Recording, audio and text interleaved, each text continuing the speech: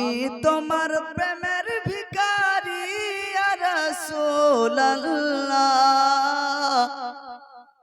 মোরা তোমার প্রেমের ভিখারি। জোরে বলেন সুবহানাল্লাহ। নবী মুস্তাফার ভালোবাসা নিয়ে গজলটি যদি আমার সঙ্গে আপনারা পড়তে পারেন যে আমি তোমার প্রেমের ভিখারি, তা আরো ভালো লাগবে। পড়েন দিন সকলে, খুব সুন্দর লাগবে। আমি তোমার প্রেমের ভিখারি ইয়া রাসূলুল্লাহ, আমি তোমার প্রেমের ভিখারি। সকলে পড়ুন, ইয়া রাসূলুল্লাহ ইয়া হাবিবাল্লাহ,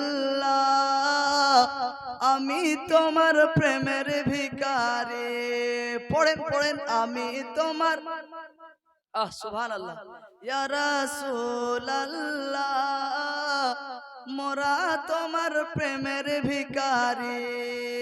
তোমার প্রেমের গো রাসূল, তোমার প্রেমের গো রাসূল নাই যে তুলনা, নাই যে তুলনা গো রাসূল, নাই যে তুলনা।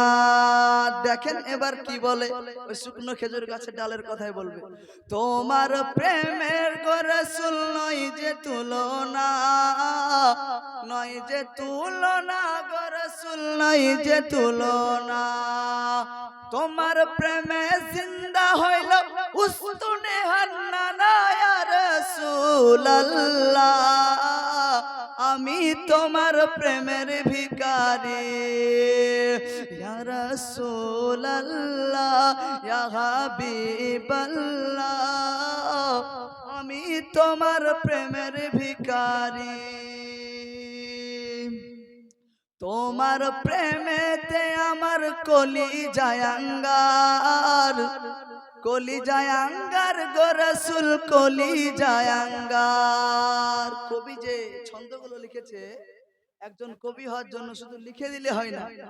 কবি হতে গেলে, শের লিখতে গেলে, ছন্দ লিখতে গেলে অনেক রকমের জ্ঞান লাগে। মারেফাত থেকে নিয়ে নহু সারফ সব রকমের জ্ঞান দিয়ে এই ছন্দগুলো লিখতে হয়। কবি বলতেছেন, তোমার প্রেমেতে আমার কলিজায় আঙ্গার, কলিজায় আঙ্গার গো রাসূল, কলিজায় আঙ্গার। তোমার প্রেমেতে আমার কলিজায় আঙ্গার, কলিজায় আঙ্গার গো রাসূল, কলিজায় আঙ্গার। দেখা দিয়ে ধন্য করো সাকি কাউসার ইয়া রাসূলুল্লাহ, আমি তোমার প্রেমের ভিখারি। ইয়া রাসূলুল্লাহ ইয়া হাবিবাল্লাহ, আমি তোমার প্রেমের ভিখারি।